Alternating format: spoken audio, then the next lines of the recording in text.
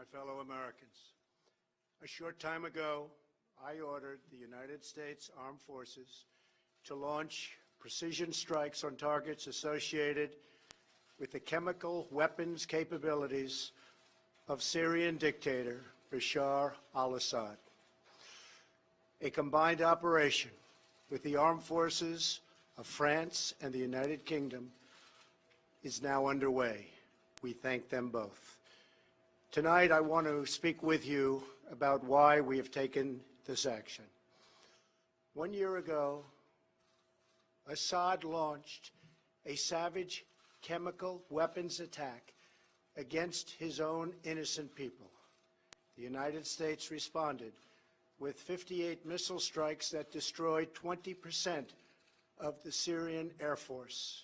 Last Saturday, the Assad regime again deployed chemical weapons to slaughter innocent civilians, this time in the town of Douma, near the Syrian capital of Damascus. This massacre was a significant escalation in a pattern of chemical weapons use by that very terrible regime. The evil and the despicable attack left mothers and fathers, infants and children thrashing in pain and gasping for air. These are not the actions of a man, they are crimes of a monster instead. Following the horrors of World War I a century ago, civilized nations joined together to ban chemical warfare. Chemical weapons are uniquely dangerous, not only because they inflict gruesome suffering, but because even small amounts can unleash widespread devastation. The purpose of our actions tonight is to establish a strong deterrent against the production, spread, and use of chemical weapons. Establishing this deterrent is a vital national security interest of the United States. The combined American, British, and French response to these atrocities will integrate all instruments of our national power, military, economic, and diplomatic.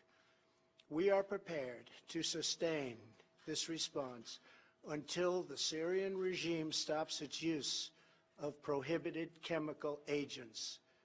I also have a message tonight for the two governments most responsible for supporting, equipping, and financing the criminal Assad regime. To Iran and to Russia, I ask, what kind of a nation wants to be associated with the mass murder of innocent men, women, and children? The nations of the world can be judged by the friends they keep. No nation can succeed in the long run by promoting rogue states, brutal tyrants, and murderous dictators. In 2013, President Putin and his government promised the world that they would guarantee the elimination of Syria's chemical weapons. Assad's recent attack and today's response are the direct result of Russia's failure to keep that promise.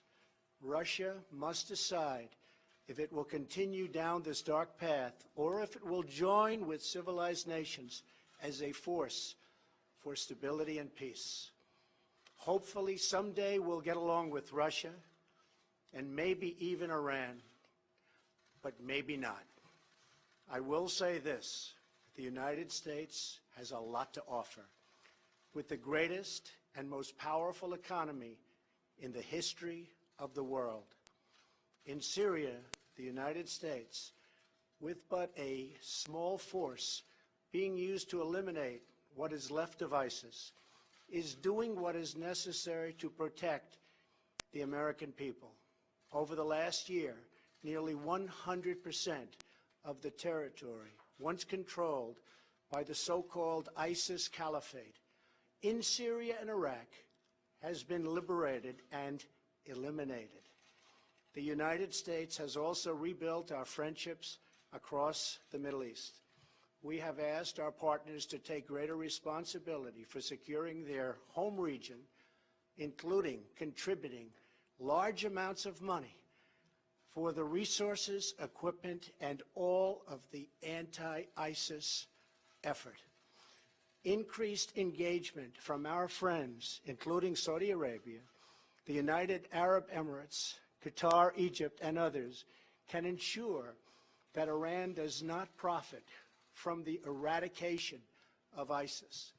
America does not seek an indefinite presence in Syria under no circumstances. As other nations step up their contributions, we look forward to the day when we can bring our warriors home, and great warriors they are. Looking around our very troubled world, Americans have no illusions. We cannot purge the world of evil or act everywhere there is tyranny. No amount of American blood or treasure can produce lasting peace and security in the Middle East. It's a troubled place. We will try to make it better, but it is a troubled place. The United States will be a partner and a friend, but the fate of the region lies in the hands of its own people. In the last century, we looked straight into the darkest places of the human soul. We saw the anguish that can be unleashed and the evil that can take hold. By the end of World War I, more than 1 million people had been killed or injured by chemical weapons. We never want to see that ghastly specter return. So today, the nations of Britain, France, and the United States of America have marshaled their righteous power against barbarism and brutality. Tonight I ask all Americans to say a prayer for our noble warriors and our allies as they carry out their missions. We pray that God will bring comfort to those suffering in Syria.